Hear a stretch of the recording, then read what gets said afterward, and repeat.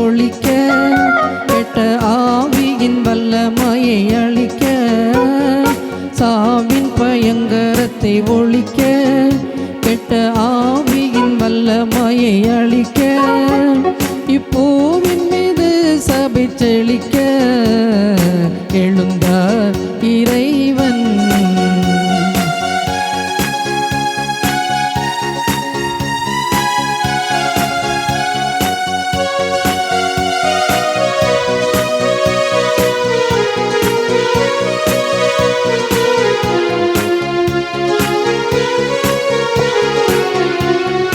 செத்தவர் மீண்டுமே பிழைக்க, உயர்நித்திய ஜீவன் அளிக்க, செத்தவர் மீண்டுமே பிழைக்க, உயர்நித்திய ஜீவன் அளிக்க, தேவபக்தர் யாவரும் களிக்க எழுந்தார் இறைவன். ஜெயமே ஜெயம் எனவே எழுந்தார் இறைவன்.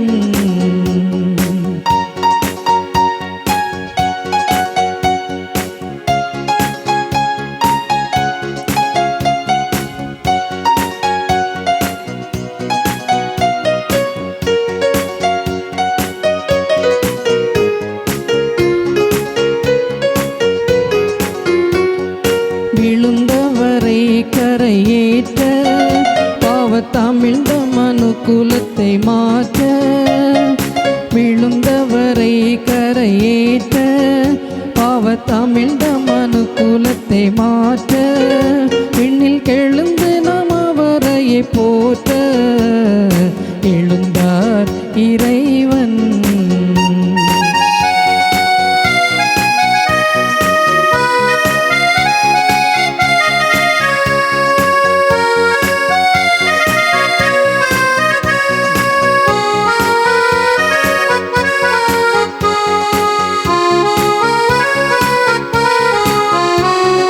கருதிய காரியம் வாய்க்க, தேவ சுருதி மொழிகள் எல்லாம் காக்க, கருதிய காரியம் வாய்க்க, தேவ சுருதி மொழிகள் எல்லாம் காக்க, நம் இரு தீரத்தாரையும் சேர்க்க எழுந்தார் இறைவன். ஜெயமே ஜெயம் எனவே எழுந்தார் இறைவன்.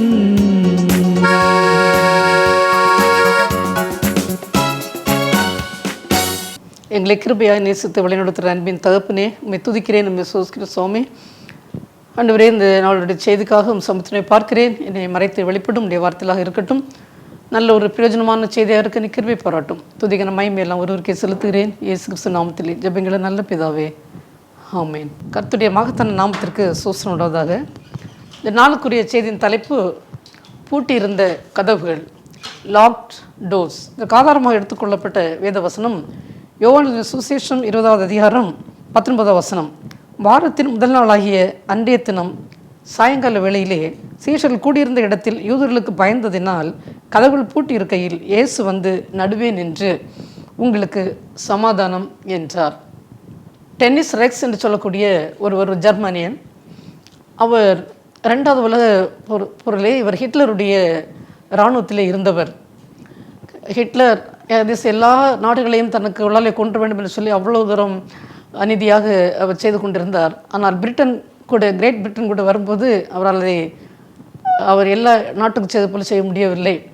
அங்கே பயங்கரமான அவருக்கு ஒரு தோல்வி. பிறகு அவர் இறந்து போனார். அவருடைய டெத்துக்கு பிறகு அவருடைய அந்த நாசி கேம்பில் உள்ளவர் எல்லாமே இல்லை சோல்ஜர்ஸ் எல்லாமே இங்கே சிதறி போனார்கள். சிதறி போனே பயந்து இனி அவருக்கு ஹிட்லருடைய ஆட்கள் அல்லவோ நம்ம எப்படியாவது கண்டுபிடித்தால் கொண்டு போடான்னு சொல்லி அங்கெங்கே எல்லோரும் போய்விட்டார்கள். அதிலே தான் இவர் இந்த ஜெனி ரெக்ஸ்ன்னு சொல்லக்கூடிய இவர் என்ன பண்ண சொன்னால் பயந்து போய் தன்னுடைய சகோதரன் வீட்டிற்கு ஊருக்கு போனார். அங்கே போய் சகோதரி கூட இல்லை.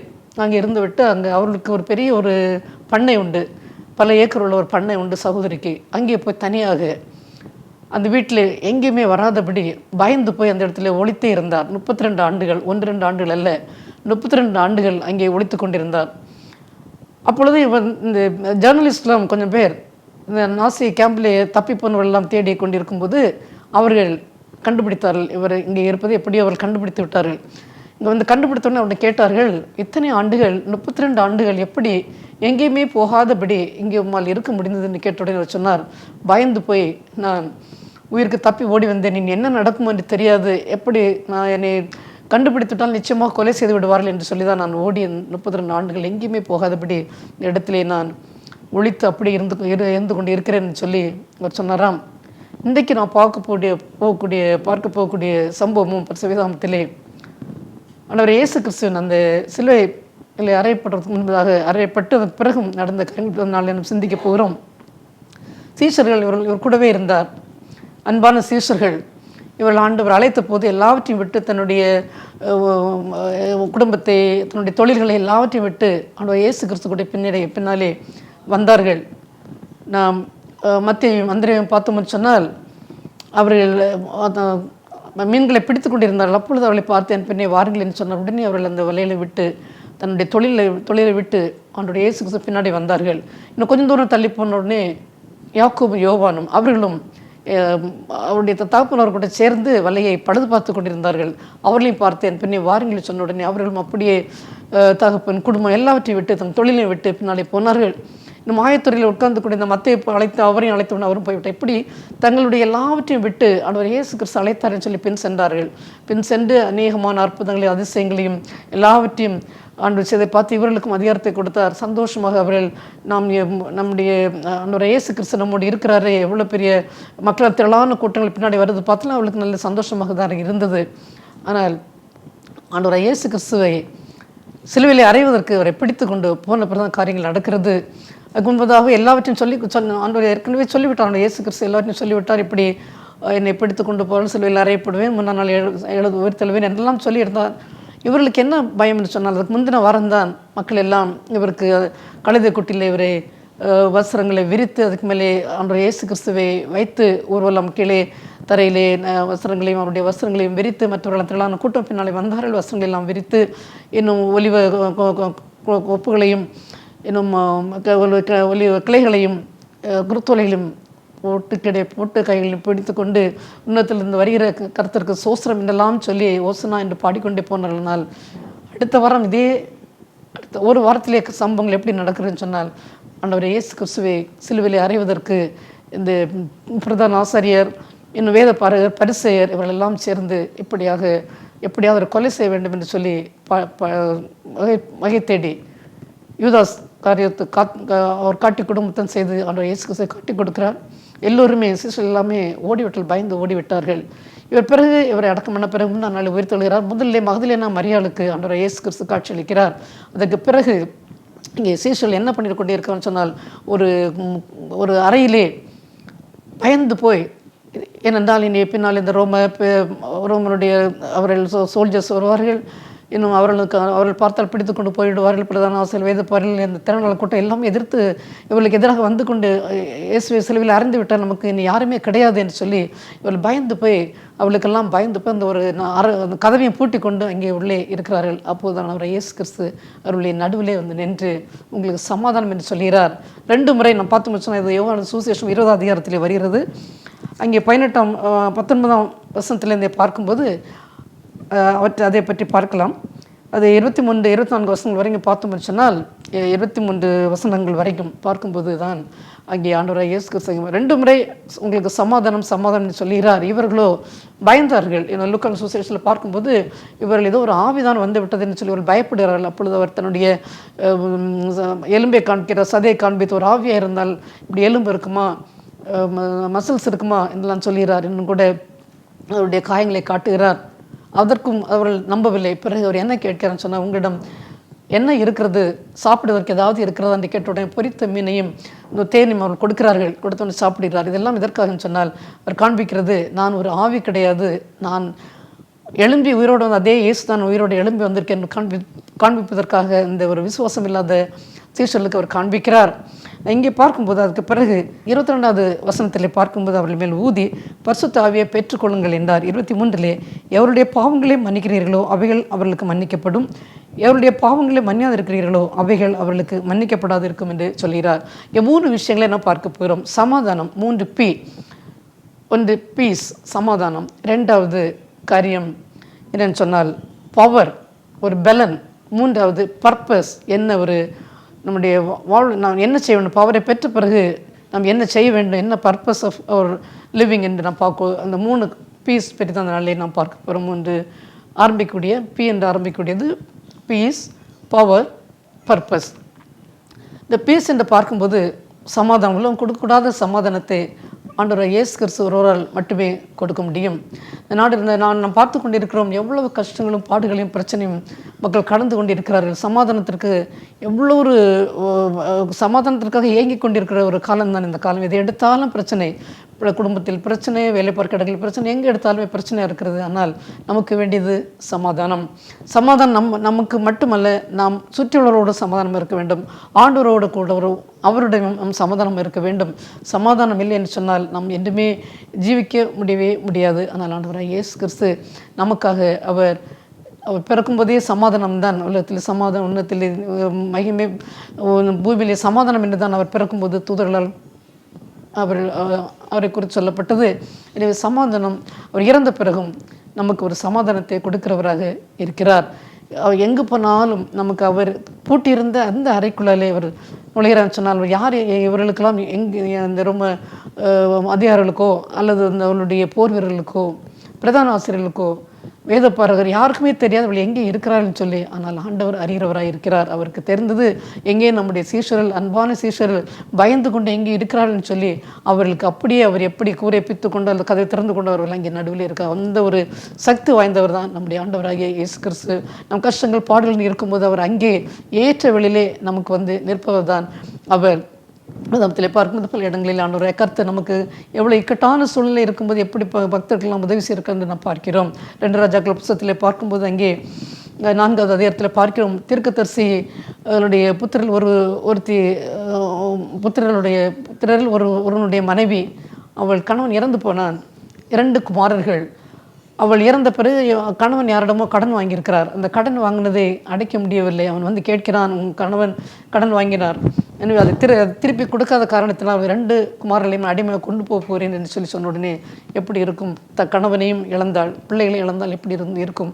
அங்கே தான் எலிசா தீர்க்கதரிசி போகும்போது அவர் கேட்கிறார், உனக்கு என்ன வேண்டும் என்று கேட்ட உடனே அவள் இந்த விஷயத்தை சொன்ன உடனே சொல்ல, உன்னிடத்தில் என்ன இருக்கிறது என்று கேட்டவுடனே அவள் ஒரு குடம் எண்ணெயை தவிர வேறு ஒன்றுமே எனக்கு கிடையாது என்று சொன்ன உடனே அவர் சொல்கிறார், நீ உன் பிள்ளைகளையும் உன் பார்லை அழைத்து கொண்டு வெளியில் போய் பாத்திரங்களெல்லாம் வாங்கி ஒரு அறைக்குள்ளாலே போய் இப்போ இந்த இருக்கிற எண்ணெயை கொண்டு போ, பாத்திரங்களெல்லாம் வெளியில் இந்த வாங்கிய உள்ளாலே கதவை பூட்டி அந்த எண்ணெயை எல்லா பாத்திரங்களையும் விடு என்று சொல்கிறார். அவன் விடுகிறார்கள். எல்லா பாத்திரங்களும் அவள்கிட்ட இருந்ததோ ஒரு குடம் எண்ணெய் தான். ஆனால் அந்த எண்ணெயை வைத்து எல்லா பாத்திரங்களும் விட்ட உடனே எல்லாம் நிரம்பி எல்லாம் நின்று போட்டது. கடைசி பாத்திரம் இல்லை, பாத்திரம் வேறு கிடையாது, எண்ணெயும் நின்று போனது. வேறு வெளியில் போய் வாங்க சொல்கிறார், ஆனால் வெளியில் வேறு பாத்திரம் இல்லை.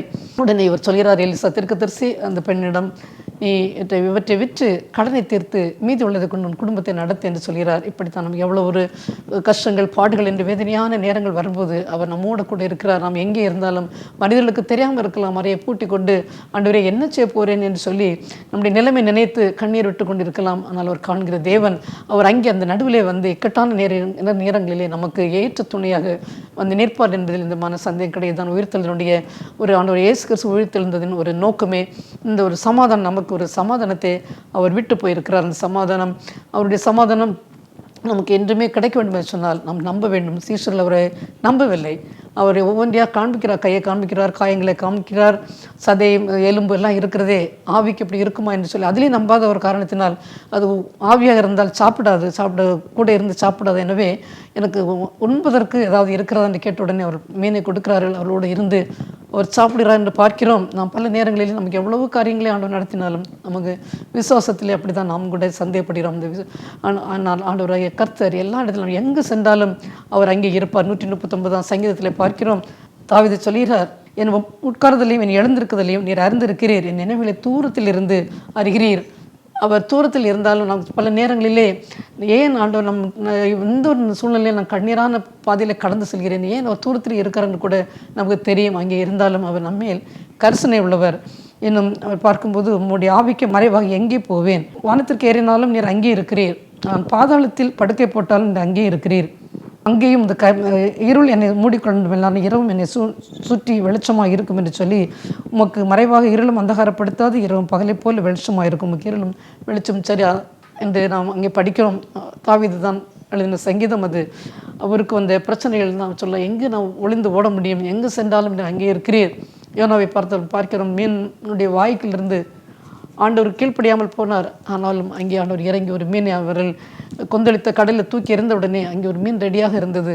மீனுடைய வயிற்றிலிருந்து அவர் ஆண்டவர் நோக்கி கூப்பிடுகிறார். ஆண்டவர் பதில் கொடுத்தார். பார்க்கும்போது எவ்வளோ ஒரு பிரச்சனை நம்ம கடந்து சென்றாலும் ஆண்டவர் நம்மை தேடி அந்த நேரங்களில் வருவார் என்பதில் நிலைமைக்கு மேல் நம்ம சோதிக்கிற தெய்வம் அல்ல.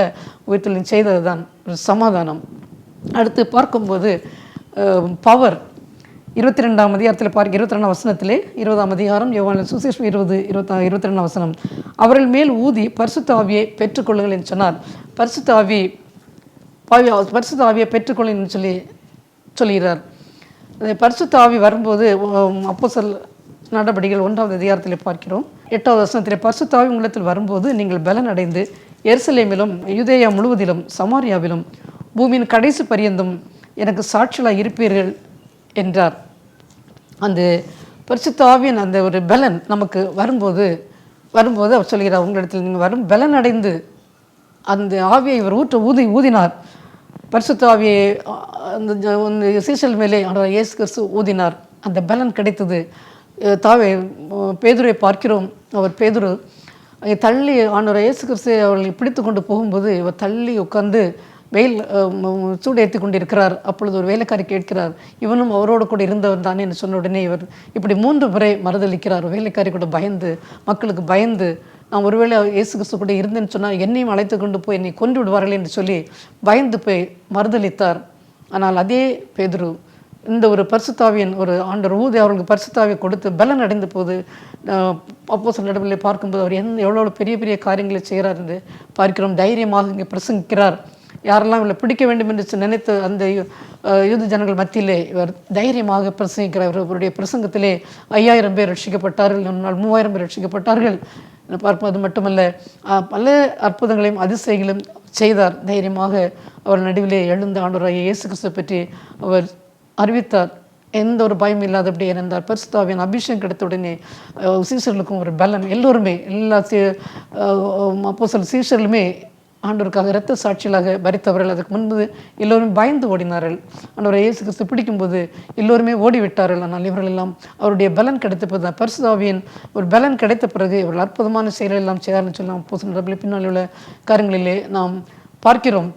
அவருடைய நிழல் பட்டாலாவது சுகம் கிடைத்துவிடும் என்ற அந்த அளவுக்கு அவர் வல்லமையான காரியங்கள் எல்லாம் பேதுருன்னு பார்க்கும்போது அந்த பரிசுத்த ஆவியின் ஒரு பலன் கிடைக்கும்போது நாம் பெரிய பெரிய காரியங்களை நாம் செய்ய முடியும். இந்த ஒரு 3வது காரியமாக இந்த பவர் வரும்போது இன்னும் அது மட்டுமல்ல, அவர் சொல்கிறார், தேற்றர்வாளனை உங்களிடம் நான் போகிறேன், உங்களிடம் இந்த தேற்றர்வாளனை அனுப்புகிறேன். அவர் உங்களுக்கு பாவத்தை குறித்தும் நீதியை குறித்தும் நியாய தீர்ப்பை குறித்தும் உங்களுக்கு அவர் நீதியும் நியாயத்தையும் குறித்து உங்களுக்கு குறிப்பார். நடக்க போதெல்லாம் உங்களுக்கு அவர் விளக்குவார் என்றெல்லாம் சொல்லி வெளிப்படுத்துவார் என்றெல்லாம் சொல்லிவிட்டு தேற்றரவாளனே ஆண்டவராக இயேசு கிறிஸ்து அவர் போன பிறகு பரிசுத்த ஆவியை நமக்கு விட்டு செல்கிறார். அந்த பரிசுத்த ஆவியின் ஒரு வழிநடத்தல் தான் நமக்கு கூட பல நேரங்களில் நானும் கூட அனுபவித்திருக்கிறேன்.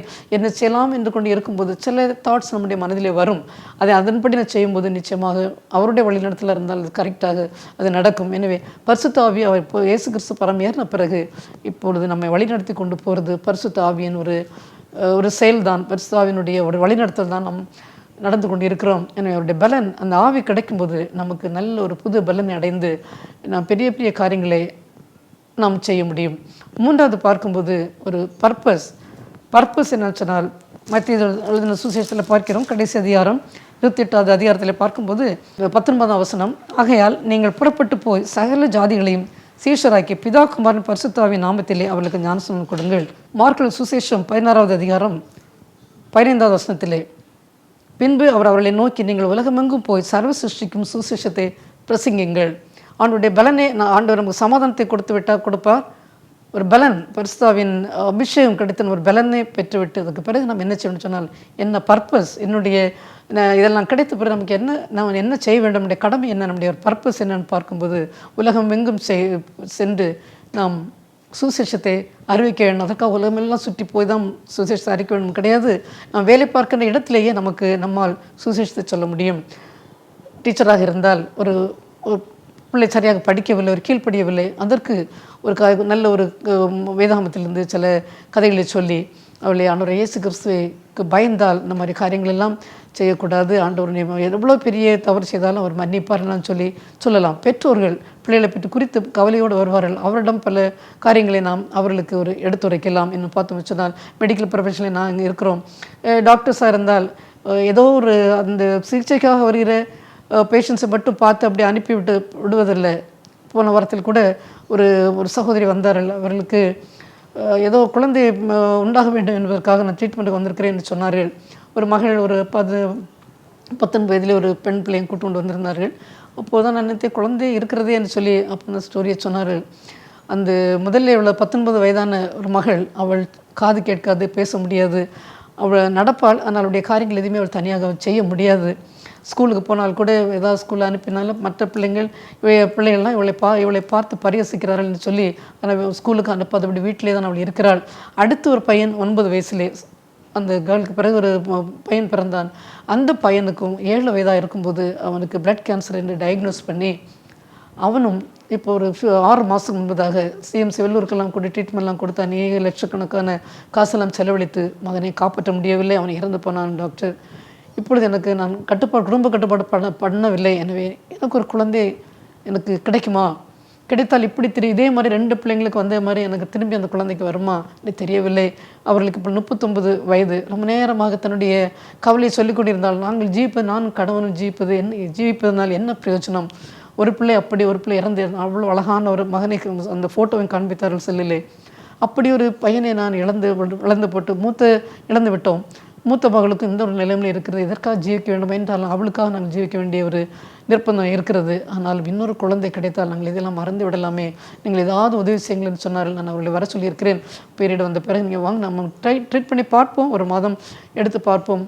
ஏனென்றால் குடும்ப கட்டுப்பாடு பண்ணவில்லை, ஒருவேளை இறைவனுடைய சித்தம் உங்களுக்கு இன்னொரு குழந்தை கொடுத்ததாக இருக்கலாம், இன்னும் இதை பற்றி சோர்வடைய வேண்டாம் என்று சொல்லி அவளுக்கு ஆறுதலை சொல்லிக் கொடுத்தேன். இது மட்டுமில்லை, இன்னும் கூட இப்படிப்பட்ட பேஷன்ஸ் அநேகம் பேர் 2 மணிக்கு 1:30 மணிக்கு 2 மணிக்கு உட்கார்ந்து அவர்கள் பேசிவிட்டு சமாதானமாக அந்த இடத்தை விட்டு போவார்கள். தான் பர்பஸ்.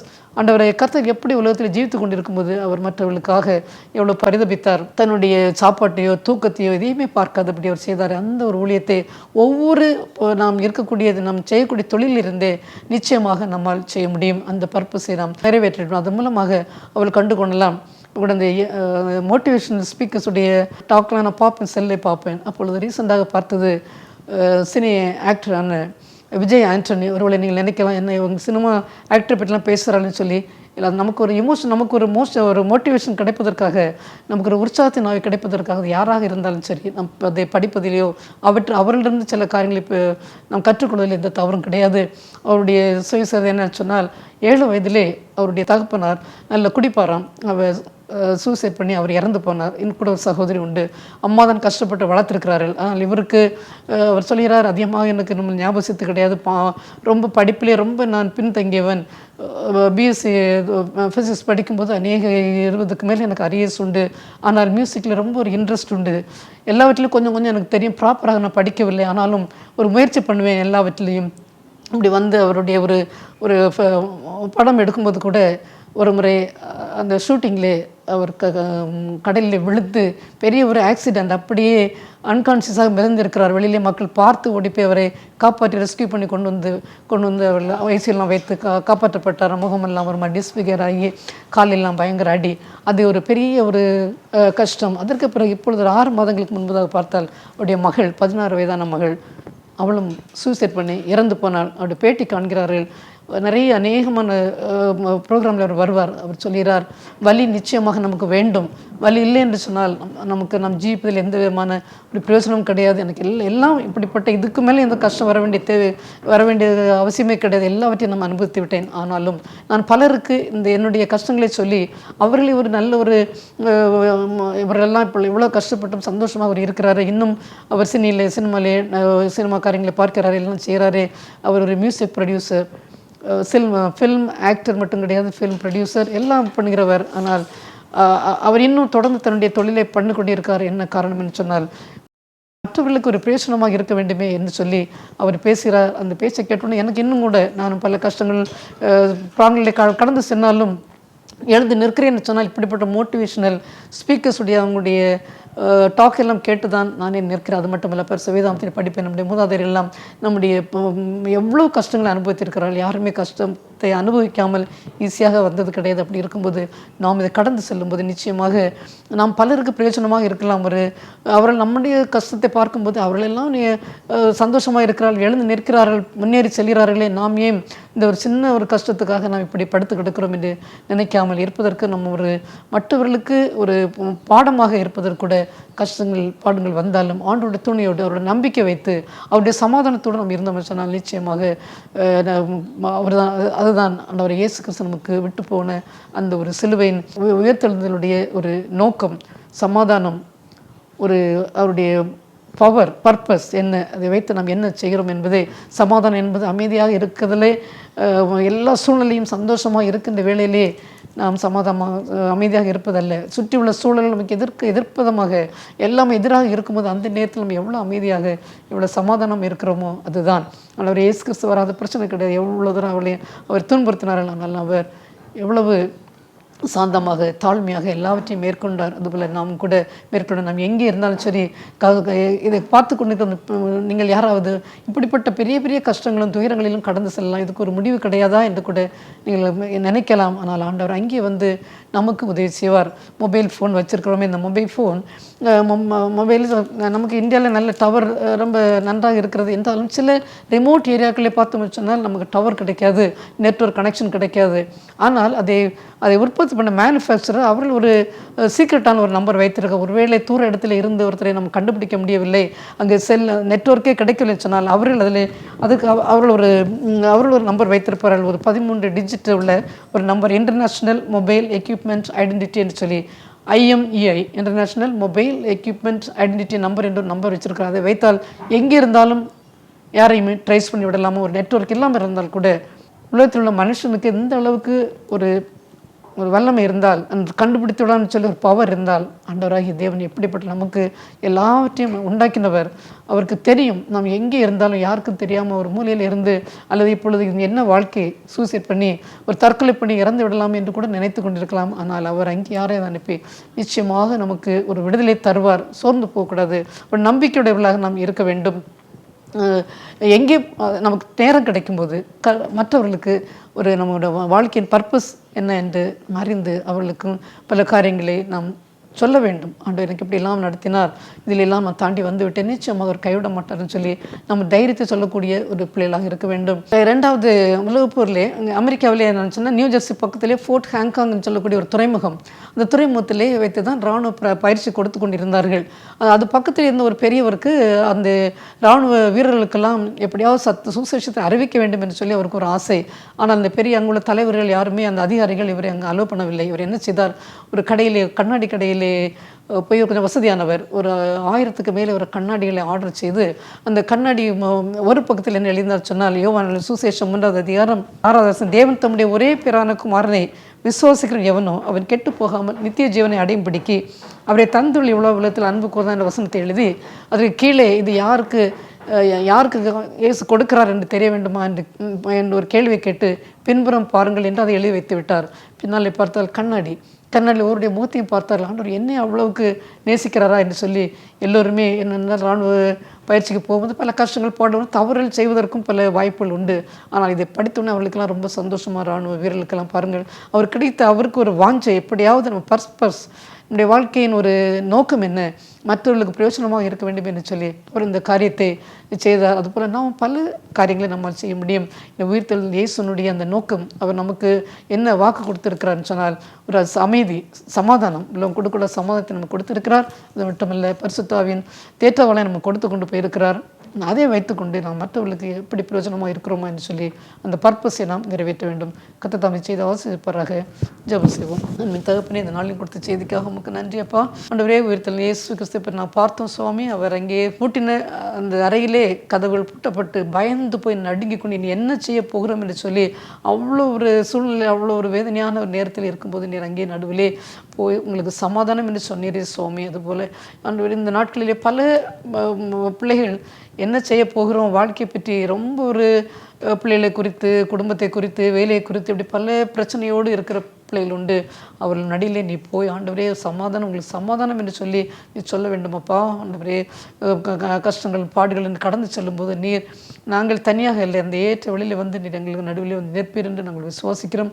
அந்த விசுவாசங்களுக்கு கொடுக்கும்படியாக நான் செபிக்கிறோம் சுவாமி. சமாதானத்தை பரிசாவியன் ஒரு வழிநடத்தில் எங்களுக்கு தர வேண்டுமா செபிக்கிறோம். இதை வைத்துக்கொண்டு எங்களை போல கஷ்டத்தின் பாடுகள் அனுபவிக்கிற பிள்ளைகளுக்கு நாங்கள் உங்களுடைய சத்தியத்தை எடுத்து சொல்லி சாட்சியலாக நாங்கள் அவளுக்கு எடுத்து சொல்லக்கூடிய ஒரு மனப்பக்குவத்தை தரும்படியாக செபிக்கிறேன். கேட்டுக்கொண்டிருக்கிற பிள்ளைகள் யாராவது இப்படி கடந்து சென்றால் அவளுக்கு இந்த ஒரு செய்தியானது ஒரு ஊக்கத்தை கொடுக்கிற செய்தியாக இருக்கும் என்று நான் விசுவாசிக்கிறேன். மற்றும் பொருட்படுத்திக் கொள்ளும் துதிகனமாய் மேலும் ஒருவருக்கே செலுத்துகிறேன். இயேசு கிறிஸ்து நாமத்திலே ஜெபங்களை நல்ல பிதாவே, ஆமென்.